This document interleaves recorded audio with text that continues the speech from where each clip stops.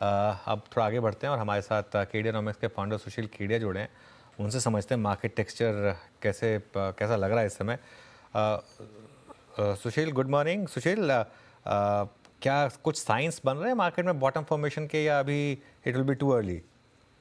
देखिए, कंफर्म तो जब रिवर्सल्स आ जाएंगे तो हम टू अर्ली वर्ड को हटाएंगे। Obviously this is an early call. एक एक करके सारे लार्ज कैप्स में बाई सिग्नल्स अब फायर होने लगे हैं। और जब भी अनुज इस तरह की सिंक्रोनिसिटी होती है कि एक साथ बहुत सारे बड़े स्टॉक्स एक साथ घटेंगे या एक साथ बढ़ेंगे, तो इंडेक्स में आउटसाइज्ड मूव आ जाती है। और ये इंटरनल्स को, इंडेक्स के सारे स्टॉक्स को देखते हुए, और फ्यूचर्स में भी, जो वाइडर फ्यूचर्स में भी, मतलब बेच के कमाने लायक बहुत ही कोई रेयर चार्ट दिख जाए तो दिख जाए, वो ना समझी या मूर्खता ही लगेगी अब तो मुझे ये प्लान दिमाग में लेके चलने में कोई संकोच नहीं है कि हम जनवरी में 27,500 के साथ छेड़छाड़ कर सकते हैं। ये भविष्यवाणी नहीं है, ये मानसिक खुलापन है, और ये तैयारी है 27,500 पर भंगड़ा मचाने की। 27,500 पे भंगड़ा मचाने की तैयारी है, तो उस भंगड़ा में लीड डांसर्स कौन होंगे सुशील? सबसे ज़्यादा इंडेक्स में कौन से स्टॉक्स चलेंगे? तो देखो, एक पिक्चर आई थी ना, वीरे की शादी या कौन सी, तो मतलब, वीरे दी वेडिंग। हाँ, वीरे दी वेडिंग। तो भाई, हाँ। अब वीरे दी वेडिंग है तो सबको नाचना है, वैसा वैसा पिक्चर बन रहा है बाजार में। अब मान लो लीडिंग में मैं बोलूं Reliance will lead from the front, ये तो ये गलत हो जाएगा कि भाई भारती की क्या कमी है, भारती को बाजार में तेजी की शादी है, उसमें भारती को भी नाचना है। देखिए, पीसीआर से बोलिए, चार्ट दिखाएंगे जरा भारती की स्क्रीन पे, लाइन से एक एक चार्ट दिखाऊं, सन्नाटा छा जाए मंदी वालों के दिमाग में। ऐसी चार्ट्स बनी हुई है, बस इनको कड़क घूमने दीजिए। अगर चार्ट आ गई है स्क्रीन पे, तो ये देखो आप, ये भारती की चार्ट हो गई, ब्रेकआउट आ रहा है, ये एबीसी वेव था, अगला पड़ाव कहां जा सकता है जी? यहां आ सकता है, आ सकता है, और आ जाएगा में फर्क है। अभी हम आ सकता है लेके ही चलेंगे। वैसे हमारी आदत है थोड़ा कड़क ठोस बातें करने की। अब रिलायंस अगर 2-4 दिन का खाली समय गुजार दे यहाँ पे, एक बार के लिए, फिलहाल उसमें थोड़ी सी लैग है। जैसे ये इस लाल लाइन के ऊपर जाएगा, रिलायंस को भी अगर 1800 चले जाना है, मैं आपको लास्ट टाइम ये बोल के गया था, लीवर को हम नहीं लेंगे, उसको छोड़ के हम बाकी सारे एफएमसीजी लेंगे।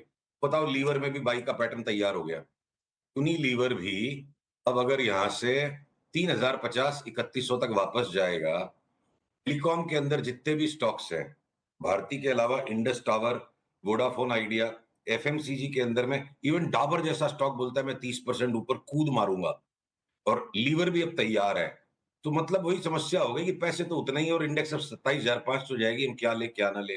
टाटा मोटर्स का कल देखो अनुज, आपने कंसेप्ट इन्वेंट किया था आर्टिकुलेशन का कि पोजिशनिंग स्टॉक की क्या है। पोजिशनिंग 10% रिजल्ट नीचे आएगा, उसकी पहले से बनी हुई थी। स्टॉक कल नीचे बंद नहीं हुआ, और ये कल के हाई से जैसे ऊपर बंद हो जाएगा, यानी आज का 822, या अगले 1-2-3 दिन में जैसे भी जहां जो सिग्नल आएगा, हम इसको 50% के लिए वापस ऊपर खेलेंगे। कुटे पिटे बजाज के स्टॉक्स जिनमें हमको लॉन्ग टर्म डाउन ट्रेंड दिखता है, वो Bajaj auto, Bajaj finance, Bajaj Finserv भी 15-15% रैली मारने के लिए तैयार है।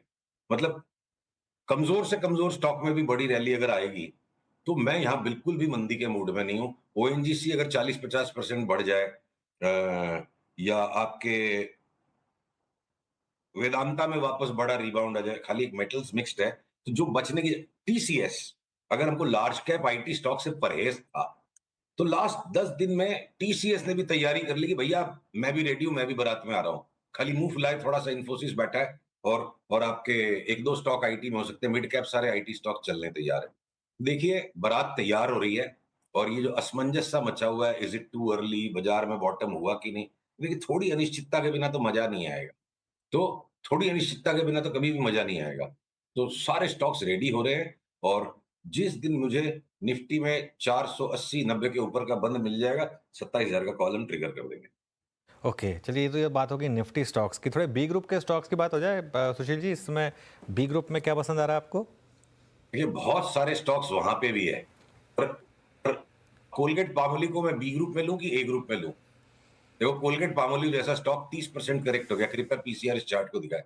इसको इसको डिलीवरी लेके ही कमाया जा सकता है। बी ग्रुप टाइप का स्टॉक ही है, तो जो मार्केट कैप और जो साइज, उस हिसाब से ये कोलगेट भी अगर यहाँ से 50% बढ़ जाएगा, आपके एंजल वन और वो जो जितने भी हमारे पुराने कैश के बाई कॉल्स थे, वो सारे बिल्कुल वायलेंटली ऊपर जाते लग रहे हैं। ज़ाइडस लाइफ भी ऐसे तो एफ एंड ओ में है, पर फार्मा में एकमात्र खाली ज़ाइडस लाइफ ही हम लेंगे, बाकी सारे फार्मा से हम आउट हैं। और हो सकता है फार्मा पे हम सिलेक्टिवली शॉर्ट कर दें। अब आपका एसबीआई लाइफ वैसे एफ एंड ओ में है, पर डिलीवरी में सौदा लेके पैसा बनेगा। तो अब अगर जेके सीमेंट एफ एंड ओ में है, पर खड़ा नहीं कर सकते सौदा। आइडिया को एफ एंड ओ में खड़ा करके सौदा मजा नहीं आएगा। तो I think second tier stocks को भी मैं बी ग्रुप में गिनूंगा।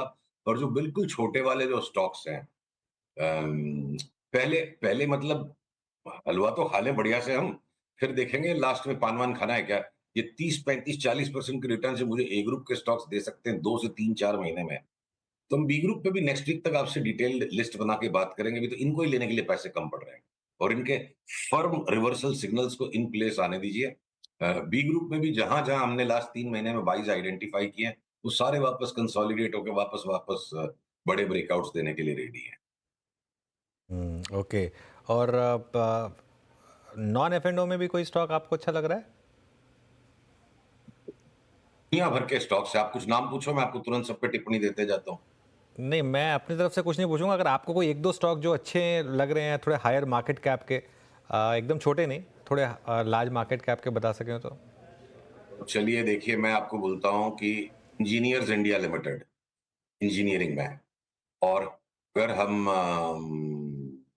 आईटी के अंदर अगर हम जाएं तो बिरला सॉफ्ट में मुझे एक 35% की तेजी का पंट नजर आता है, कोई सस्टेनेबल ट्रेंड नहीं। पीएसयू बैंक्स, इनमें कोई 4 महीने का सस्टेनेबल ट्रेंड नहीं, अचानक से किसी टाइम आप देखोगे 30-40% की स्पर्ट मच जाएगी। लॉजिस्टिक्स में आपको जो भी स्टॉक्स पसंद आए आप ले लो।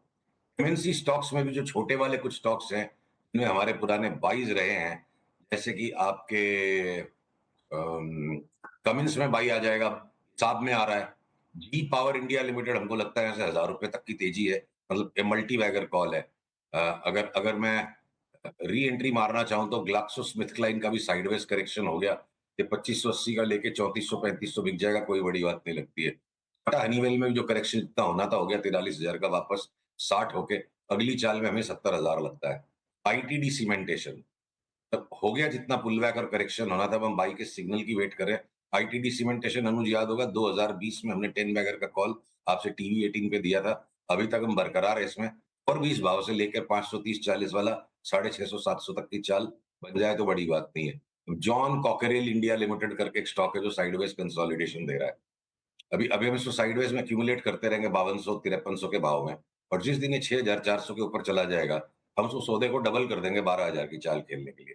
तो अलग अलग पॉकेट्स में बाजार के अनुज अलग अलग अपॉर्चुनिटीज घूम फिर के बार बार तेजी की तरफ ही बन रही है। मंदी का व्यापार करने में कहीं भी कोई मजेदारी दिख नहीं रही है। ओके, चलिए सुशील जी, बहुत बहुत शुक्रिया आज हमारे साथ जुड़ने के लिए और ये सारे तेज़ी वाले शेयर्स आज हमारे साथ डिस्कस करने के लिए।